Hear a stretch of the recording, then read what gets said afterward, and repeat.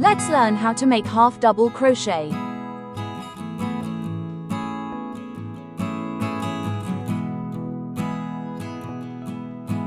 Yarn over, and insert the hook into the third stitch.